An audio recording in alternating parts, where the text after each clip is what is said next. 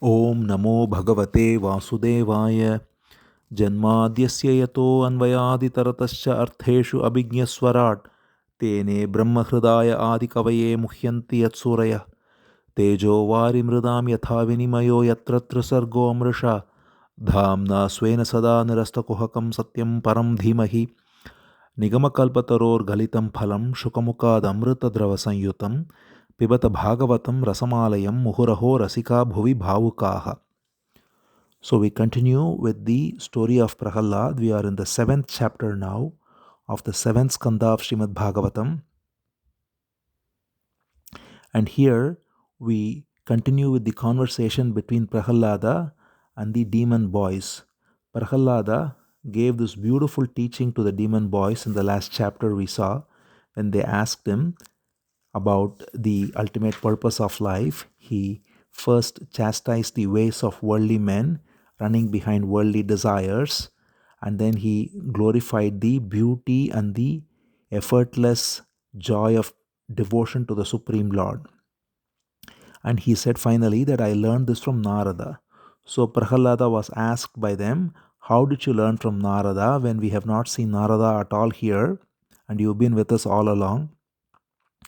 How did you learn from him? So now Prahlada continues. When this question was asked to him, Prahlada smilingly addressed them and said, this great devotee, Mahabhagavata Prahlada, he says, when our father Hiranyakashipu left for Mount Mandara for practicing tapas, austerities, so we saw this in great detail that Hiranyakashipu went to Mount Mandara and he was standing on the mountain with his arms up and on his toes and doing this great tapas in order to win various powers from Brahma, and thereby he got the boon which he thought made him invincible.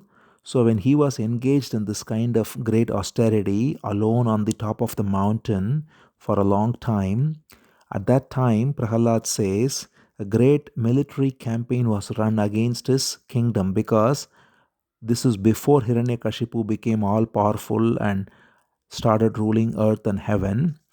In order to attain those powers, he engaged in those austerities, and when he did so, as we already saw, he was so focused on his austerity, he had this great ability to focus that he was completely oblivious of the outer world. His very body was being eaten up by ants. He didn't care, he was completely engaged in that tapas to Brahma. So naturally, the whole kingdom was ignored, and it is said that the Devatas, headed by Indra, took it as the most opportune moment in order to attack the kingdom.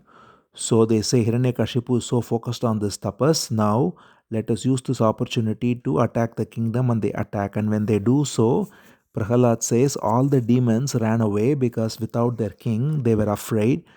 So they simply fled in every direction and they did not even care. And this is another demoniac quality, that they only care for themselves.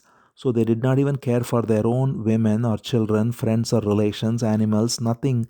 They just ran in their own way. And because of that, all the devatas came and they were able to conquer the whole kingdom, and the women were left to no help and so on. So at that time, it is said that Prahlad's mother, Prahlad says, my mother was being taken on the road by Indra and his devatas, and she was pregnant. And seeing this, Narada stopped them. Narada, the great celestial sage who came there by chance.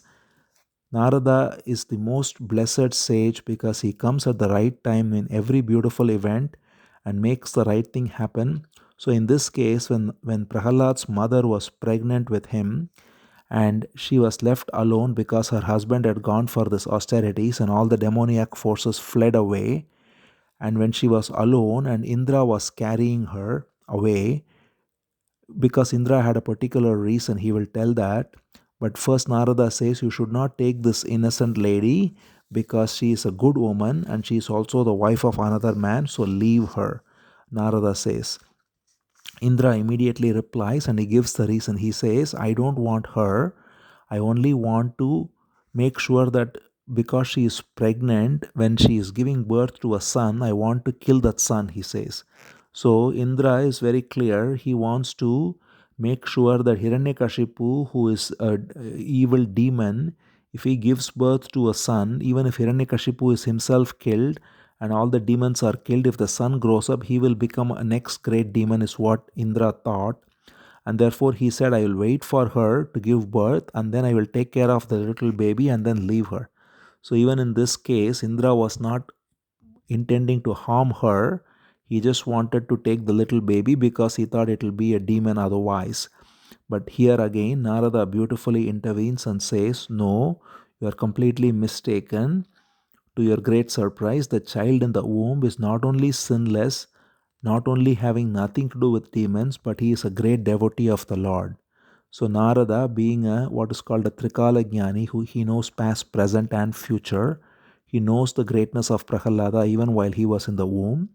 And therefore Narada says, I am Nishkil Bishaha, he is sinless, Sakshat Mahabhagavata. He says he is verily a great devotee of the Lord, Mahan, he is a great being. And therefore he says, this mighty servant of Vishnu, the mighty servant of the Supreme Lord, shall not face death at your hands. And when Narada says this is the redeeming quality of Indra and the Devas. They also engage in, as we see, envy and competition and so on. But the difference between the Devas and the demons is that the Devas listen to the sages, whereas the demons don't. So Indra immediately listens to Narada. When Narada says, leave her, not only that, the son she is carrying is a very pious child, great devotee. So therefore, you should not even touch him. Immediately he accepts Narada's advice, and not only does he accept it, to Indra's credit, he immediately, it says, he went around this woman as a mark of respect to the baby inside her womb. That is how great the baby is. And Indra, having full faith in the words of Narada, therefore, it says he went around her, circumambulated her, and this is a sign of showing respect to the lady and the child in the womb. It says Anantapriya Bhaktiyainam Parikramya Divam Yayav. So he went around her in a parikrama, in a clockwise direction. And after that, after Indra left, the sage Narada took the mother. Prahlad says he is now recounting what happened when he was in the womb of his mother. So he says the sage Narada took our mother and he took her with due honor to his own hermitage, Ashram. And then there he comforted her. He said, stay here, daughter, till the return of your husband. So how beautifully Narada takes care. He says, Vatse, yavat te bharturagamaha. Till your husband comes back, you can stay here. And so she also accepted it and she lived near the sage. And not only she lived near the sage, free of fear, she also was very happy to serve Narada. She was very sincere in serving Narada, recognizing the greatness of him. And therefore, because the virtuous pregnant lady served Narada, Narada, in order to remove her distress, her grief, and more importantly, in order to teach the child who is in the womb, he imparted instructions. It is said in both the essence of devotion and wisdom. Dharmasya tattvam jnanam cha. It says both dharma, the true highest Bhagavata dharma of devotion, and tattvam jnanam, that is the essence of wisdom, pure wisdom, was both taught by Narada to the woman, the pregnant woman, the mother, with Prahlada in the womb. And now Prahlada says, this is the most beautiful thing. He says, that teaching, very interestingly, disappeared from the mind of my mother over the length of time that elapsed, whereas that teaching has not left me at all, even to this moment. So, this is a very mysterious thing. Of course, scientifically, it's been proven that the baby in the womb does hear the sound vibrations that are happening to the mother and imbibes a lot of those qualities. But the beauty of this is that what one baby retains, whereas the other person did not retain, is based on their own proclivities and their own tendencies, which are coming from the Lord. So Krishna says in the Gita, Sarvasya chaham hridi sannivishto mattasmritir jnanam apohanam cha. He says, I abide in the hearts of all beings as the Supreme Self Paramatma, and I give them memory and forgetfulness. So, one gets memory and the other gets forgetfulness based on what is ordained for them by the Supreme Lord. So in this case, the mother forgot the wisdom that was taught to her, the devotion that was taught to her. But the child in the womb, the blessed child Prahlada, he says, I remembered everything and I remember it till date. And therefore, Prahlad says now with great compassion, let me teach that to you. He says, that devotion and that wisdom is taken root in me, and it can take root in you too if you only listen to my words with total sincerity and faith. So, this is the compassion of Prahlada, and this is the compassion that is the example for all true devotees, is that we are to extend this wisdom and devotion to all beings of the universe, whoever is ready and receptive to it.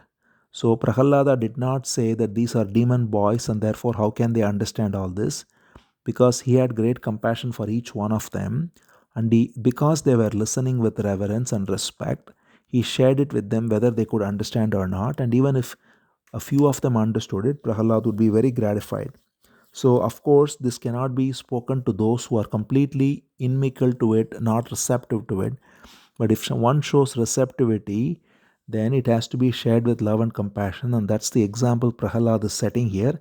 He says, you all can listen to it with faith and love and reverence, and you all can have it take root in you too. And this is the essence of the teaching I shall share. And now he says, first thing you have to recognize, now Prahlad essentially begins to share the teaching he learned from Narada.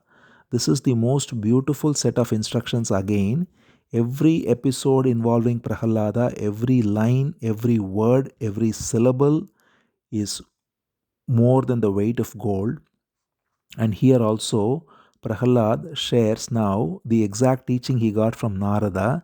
He says, first recognize that through time, every single body goes through various states. 6 states are given: birth, existence, growth, then it becomes ripe, then it decays, and then it destroys itself, it dissolves.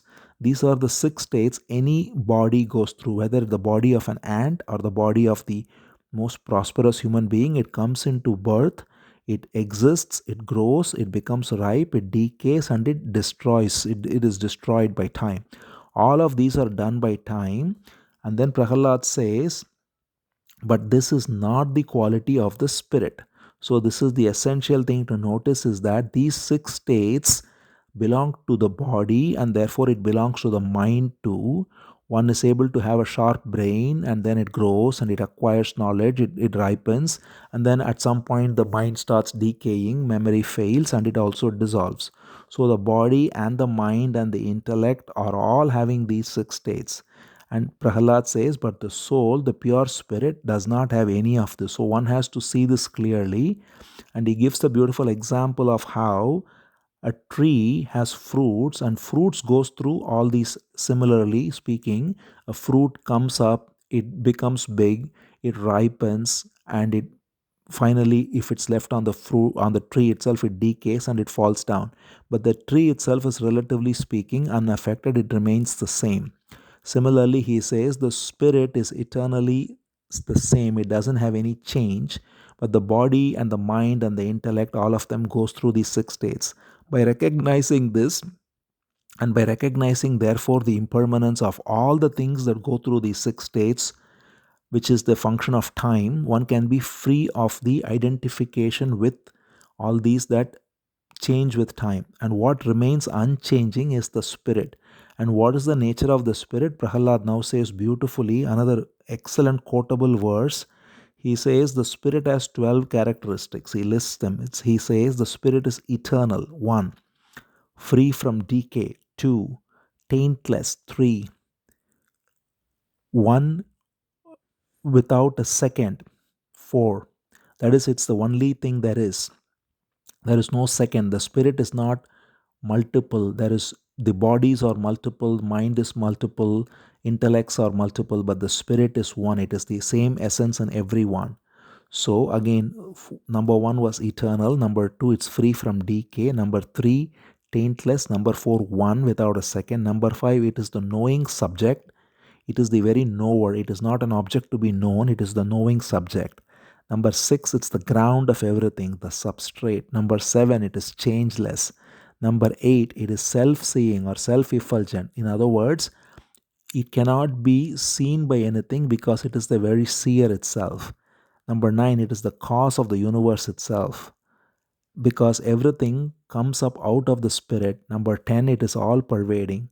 Number 11, it is unattached. And number 12, it is always unaffected by Maya. So this verse is Atma. Now he lists the 12 qualities of Atma. Nityo, Avyayah, Shuddhah, Ekah, Kshetrajnah, Ashrayah, Avikriyah, Swadrig, Hetuhu, Vyapakah, Asangah, Anavratah.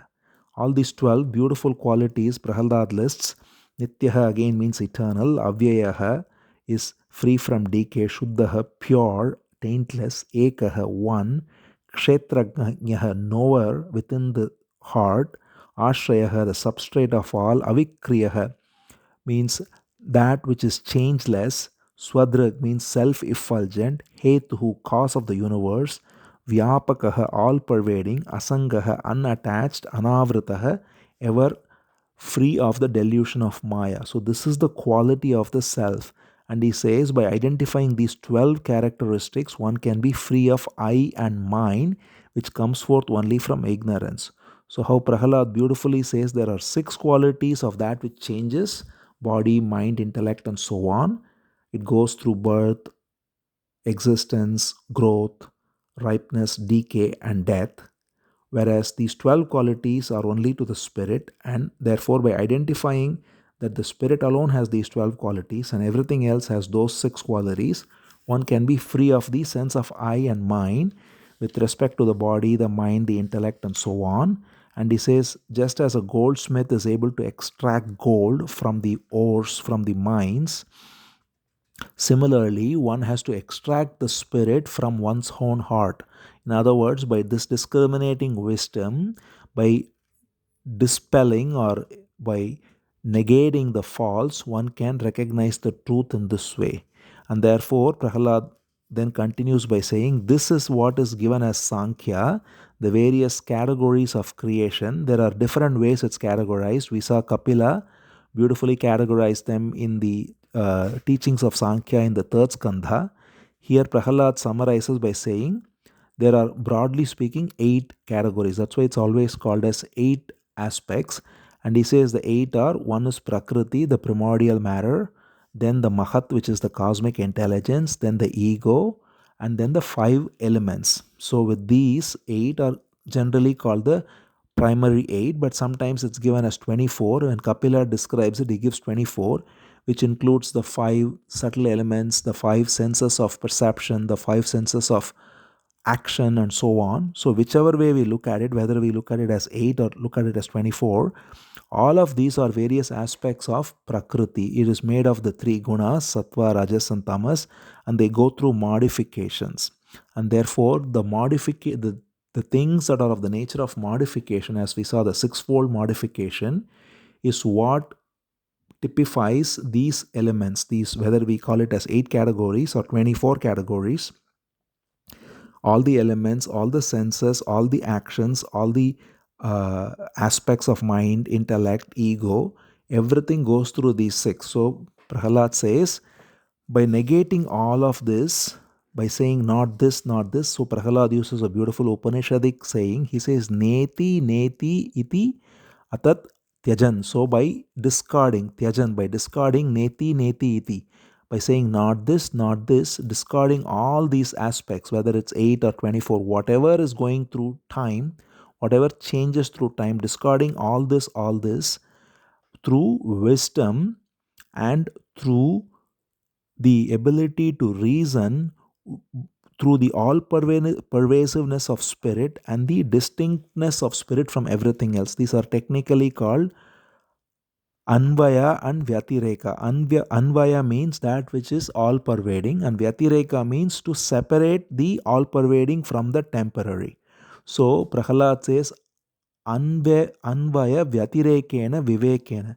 By the discerning wisdom which recognizes the all-pervasive nature of the spirit and discriminates it from all that is temporary, through this process of neti negation, one can recognize the pure spirit as the 12 qualities we already saw Prahlad describe, which only belong to the spirit because it doesn't change, it doesn't decay, it doesn't go through any modification, all the 12 we saw.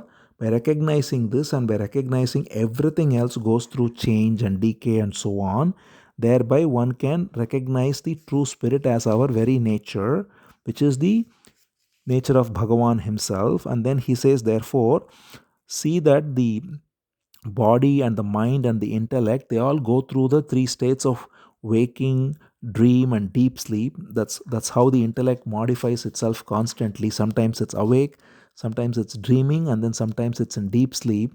Whereas the essential character of the spirit is that it has got nothing to do with with any of these states as well. It is the very ground upon which all these states come and go. So it is the states that come and go, but the substrate is the same. Just as he gives an example, different odors may come through air, but the air is the same, whether there is a foul smell or a fragrant smell. Relatively speaking, the air that carries it is the same. Similarly, he says, whether there is wakefulness, dream, or deep sleep, the substrate consciousness, which is the ever present witness, as we saw, eternal, undecaying, changeless, is the same, whereas this constantly changes. Now, this is all very theoretical in one sense. It's very good to inquire into this and discriminate between the truth and the false. But simply engaging the intellect to inquire is not going to reach the heart, and therefore Prahlad gives us the direct way to reach the heart. He says, the very seed of all these actions, that is all the qualities of the modifications through time, the seed of the identification with the body, mind, and intellect ought to be burned. And how that is done, he says, of the thousands of ways that are given by scriptures, the best way is complete surrender and devotion to the Supreme Lord. So now Prahlad gives the way. Having described the beautiful discerning wisdom, which is Sankhya, to recognize the 8 or 24 categories of elements which are all affected by time and therefore of the nature of change, and thereby through the negation recognize that which does not change as the subject, as the witness, as the very spirit. Having described this discriminating wisdom, Viveka, Prahlad doesn't stop there. Many think this is jnana, but this is not jnana. This is simply an understanding. And this understanding is merely intellectual. And for it to truly take root in the heart, Prahlad says one has to surrender.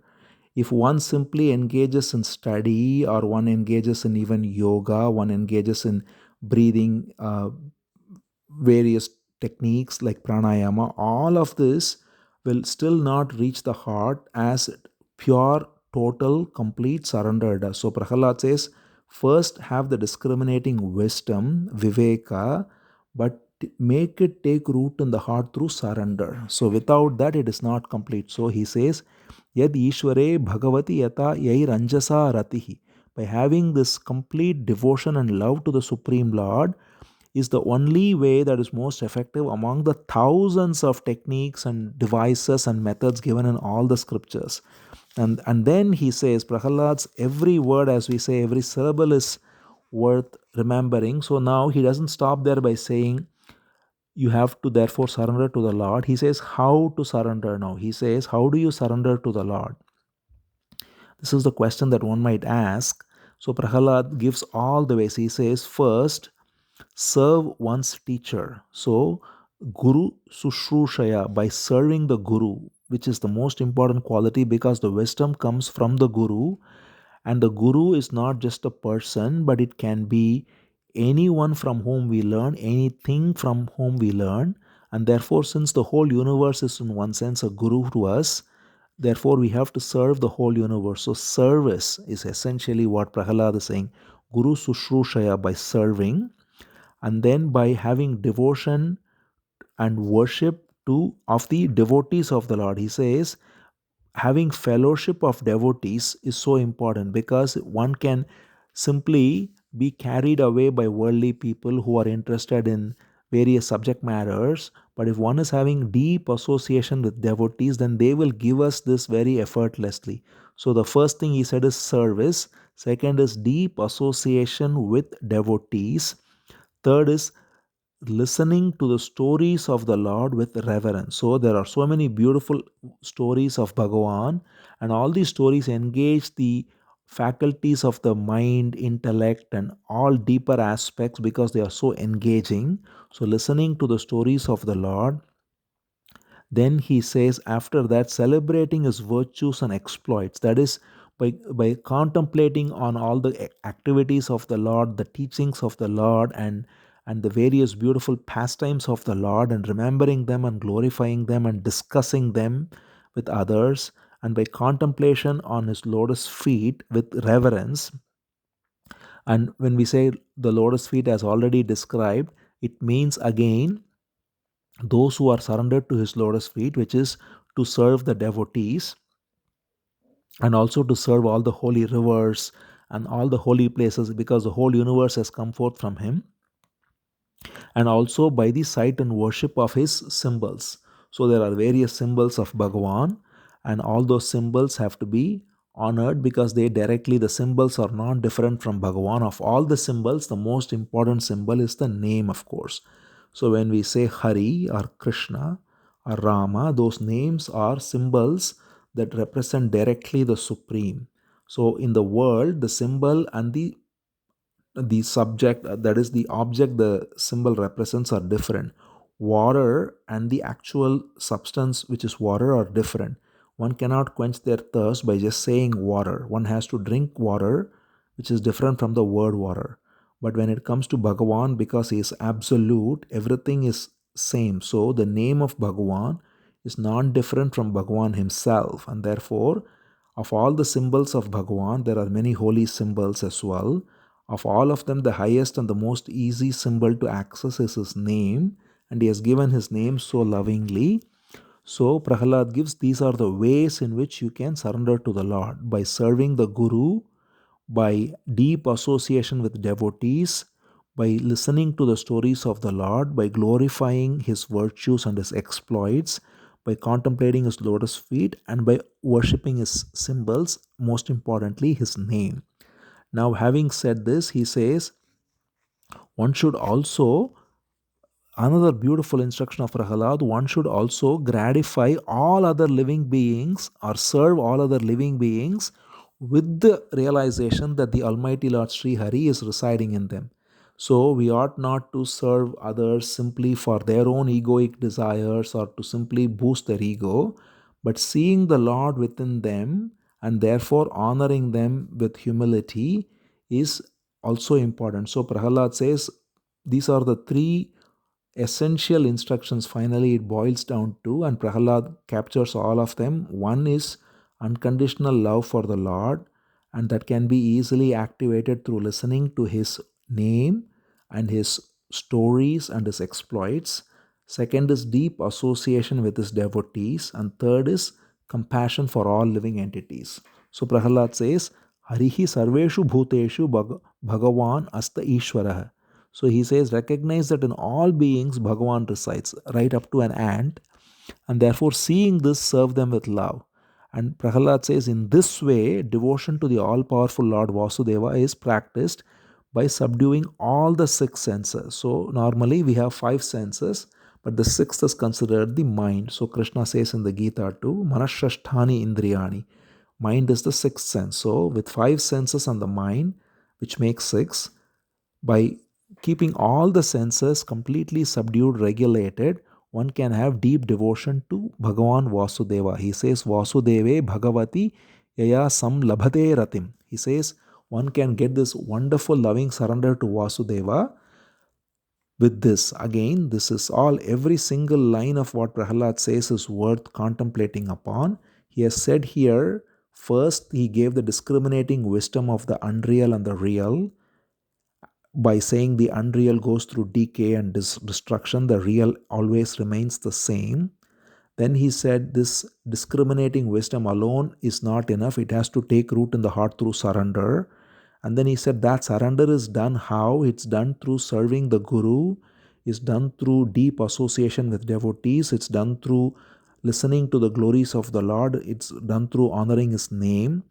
And then he says it's also through serving all living entities with compassion. And by doing all this, he says one can attain true love for Bhagavan. Vasudeve Bhagavati Yaya Sam Labhate Ratim. One can get love to Bhagavan very easily.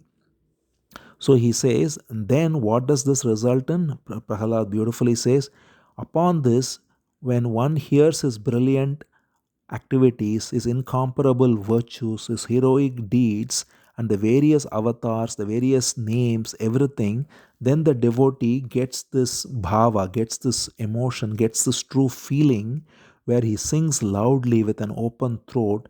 His voice is choked with tears. He shouts, he dances, he is in excessive delight, he is in rapture, he is in ecstasy, he seems possessed, he is laughing, he is weeping. Prahlad is describing his own state so beautifully. He says sometimes he sits in silent meditation, sometimes he is singing loud the Lord's names, he greets people, he always exclaims loudly, O Hari, O Narayana, O Krishna, O Ram, O Jagatpate, O Lord of the universe. He exclaims the name of the Lord so loudly. So, all of these, he says, are the symptoms that are seen in one who has realized this devotion.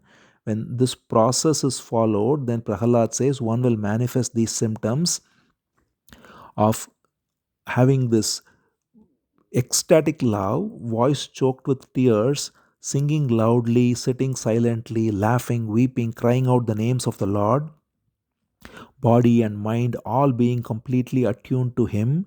And in this way, man attains to the Supreme Lord Vishnu, he says. So, this is how Prahlad is living, and he's sharing the whole process starting from the beginning to how the most ecstatic symptoms are manifested through total surrender. And these symptoms Prahlad describes are manifested in him, as we already saw, and he describes the very process by which these symptoms manifest. And therefore, it is possible, as he told these demon boys, that anybody can manifest these symptoms, these blessed symptoms of unconditional love for the Lord and for all beings of the universe, by following this process. This compassion of Prahlad is beyond words, and we have to simply take this in our heart with all our attention and see the beauty of this as a real possibility in every one of our lives. So Prahlad says this is the highest perfection of life.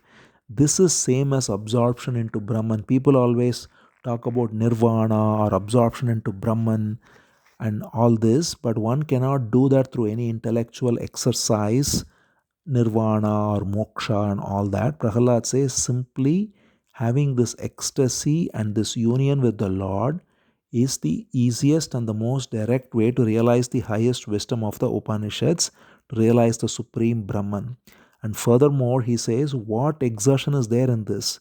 Everything else involves so much exertion. One has to study the Upanishads, or one has to study the commentaries, or do yoga, do breathing techniques, this and that. But here it is simply love. When one opens the heart, when one recognizes that there is nothing here other than the Supreme Lord, every single thing, every breath, every cell is functioning because of Him, and He has given us everything that's necessary, and He is the only truth that is abiding in every living entity, and He is the supreme goal, the supreme substance, the supreme essence of all beings. When we see this, we simply adore Him with all our love, all our heart, as here and now present in every single entity, and also available as His name, as His wonderful exploits, as His wonderful form, and the very self of all beings. And so Prahlad says, what effort is involved in this? One can simply see Him as our own friend, our own self, our own heart. He says, Ko ati prayasaha. What is the effort here? Hare upasane, in the loving service of Hari. Swe hridi chidravat sataha. He is there in our heart as our own space. What effort do we need to recognize that He is there in the very pulse of our heart, in every single movement of our limbs, in every single breath we take? Everything is animated only by Him.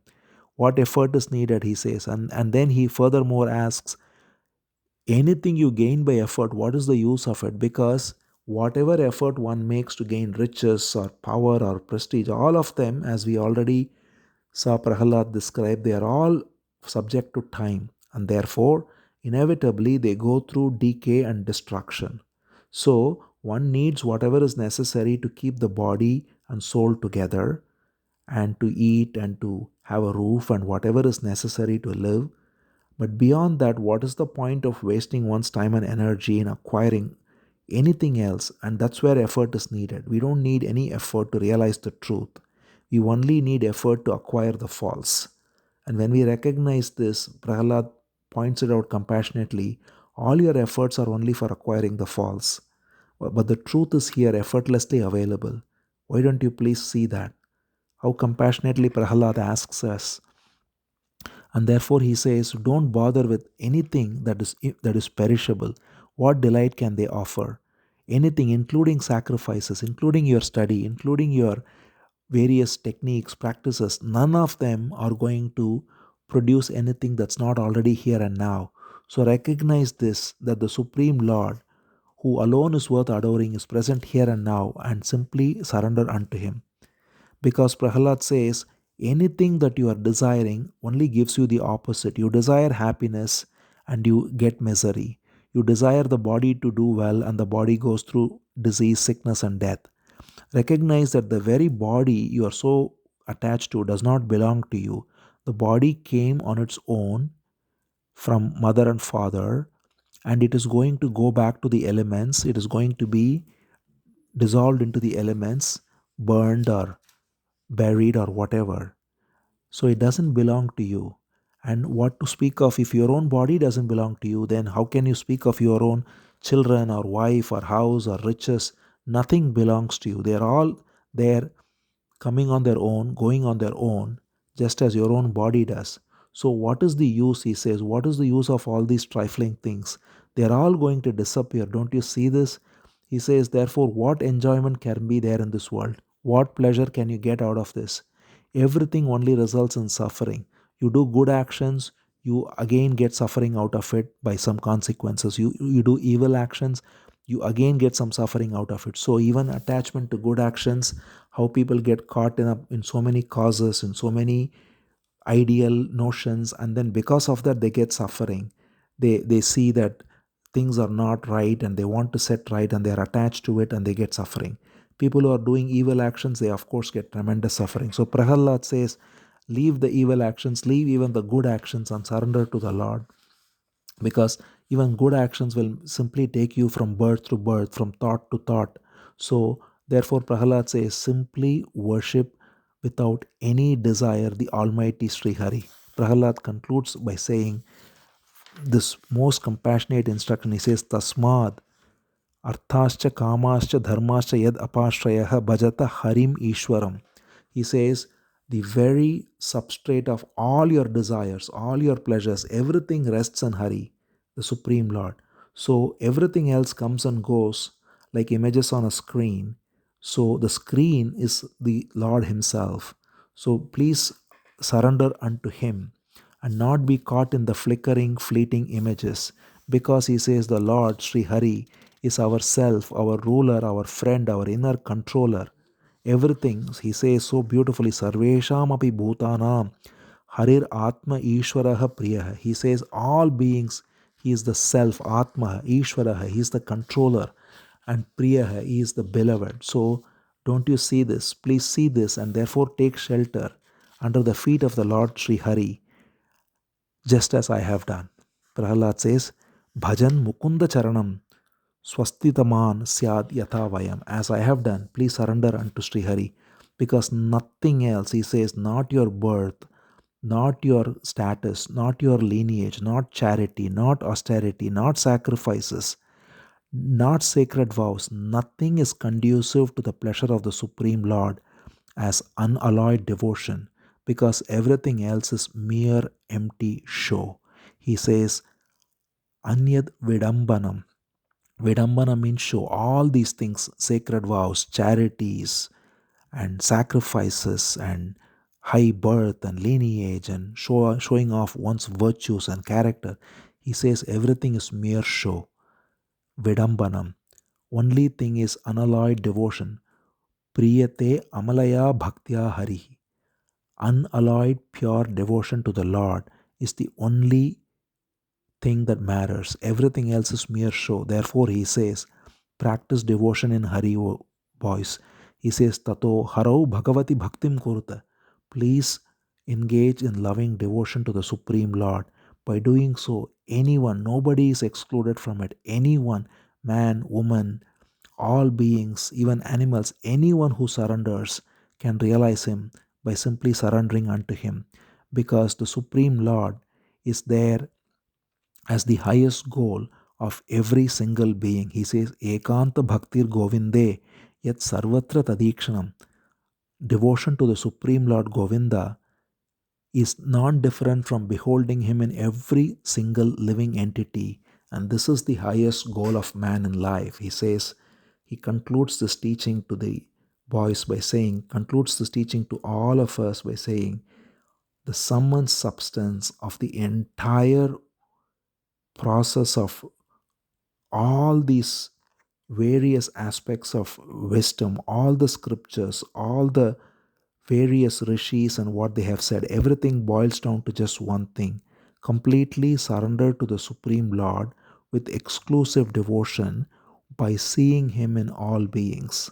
See, this is how beautifully Prahlad summarizes. Not simply having a sentimental idea of God as some mental image, but actually seeing Him as present in every single living entity, as the substrate of all beings, as one's own heart, as the self of all, as the beloved of all, as the source of all. This is the way, Prahlad says, one can realize the highest goal of life. Govinda is such a beautiful name for Krishna or Bhagavan. Exclusive devotion to Govinda by beholding him in every creature. That's the sum and substance. Ekanta bhaktir govinde yet sarvatra tadikshanam. This is how Prahlad concludes this wonderful chapter. Every single syllable is beyond words. What Prahlad has given us out of his immense compassion. So with great respect and obeisance to the lotus feet of Prahlad, who is the greatest devotee of the Lord, we conclude this chapter. Om Namo Bhagavate Vasudevaya.